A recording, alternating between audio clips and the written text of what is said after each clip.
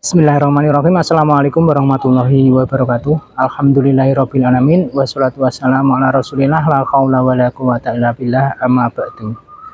Saudaraku yang berbahagia yang dirahmati Allah Subhanahu wa taala, mari belajar bersama, berdakwah bersama, tebarkan manfaat. Jadikan media sosialmu sebagai pemberat timbangan amal kebaikan kelak di akhirat. Saudaraku, belajar kita kali ini dengan tema setiap kita adalah pemimpin dan akan dimintai pertanggungjawaban. Dalam hadis yang sudah sering kita dengar, Rasulullah pernah menyampaikan, ketahuilah setiap kalian adalah pemimpin dan setiap kalian akan diminta pertanggungjawabannya atas yang dipimpin. Penguasa yang memimpin rakyat banyak, dia akan dimintai pertanggungjawabannya atas yang dipimpinnya. Setiap kepala keluarga adalah pemimpin anggota keluarganya dan dia dimintai pertanggungjawabannya atas yang dipimpinnya. Istri memimpin terhadap keluarga rumah suaminya dan juga anak-anaknya. Dia akan dimintai pertanggungjawabannya terhadap mereka. Dan budak seseorang juga pemimpin terhadap harta tuannya dan akan dimintai pertanggungjawaban terhadapnya. Ketahuilah setiap kalian adalah bertanggung jawab atas yang dipimpinnya. Hadis riwayat Bukhari.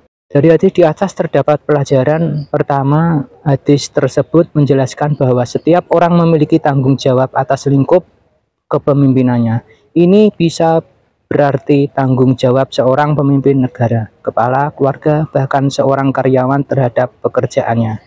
Kedua, hadis ini meskipun lebih mayoritas tanggung jawab kepemimpinan, namun secara implisit juga mencakup tanggung jawab individu atas perbuatannya masing-masing. Ketiga, konsep tanggung jawab individu juga terkait dengan konsep balasan atas perbuatan. Baik itu baik maupun buruk, semua akan menerima balasan atas apa yang kita perbuat.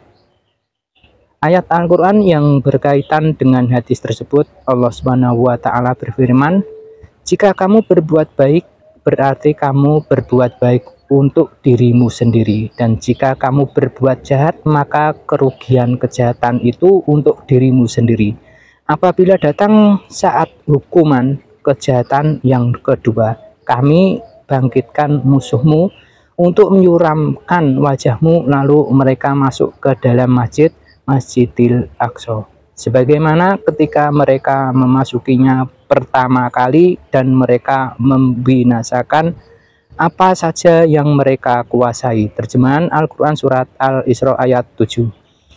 Walaupun sangat kecil dan amat tersembunyi, apa yang kita perbuat pasti akan terlihat dan akan dibalas oleh Allah. Sebagaimana firman-Nya, Luqman berkata, "Hai anakku, sesungguhnya jika ada sesuatu perbuatan seberat biji sawi dan berada dalam batu atau di langit atau di dalam bumi, niscaya Allah akan mendatangkannya membalasinya.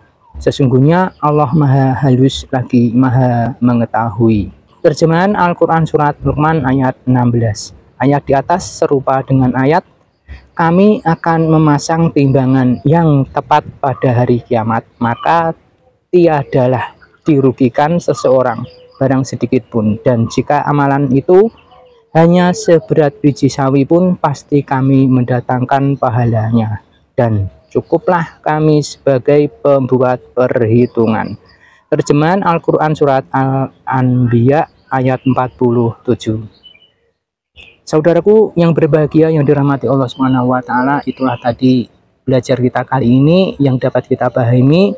Sebagai doa belajar kita kali ini, ya Allah, kami berlindung kepadamu dari kelemahan, kemalasan, kekikiran, sifat pengecut, pikun, dan siksa kubur. Berikanlah ketakwaan pada jiwa kami dan sucikanlah. Engkau adalah sebaik-baik zat yang menyucikan jiwa. Engkaulah yang menjaganya dan melindunginya. Amin ya robbal alamin. Barakallahu fikum. Wassalamualaikum warahmatullahi wabarakatuh.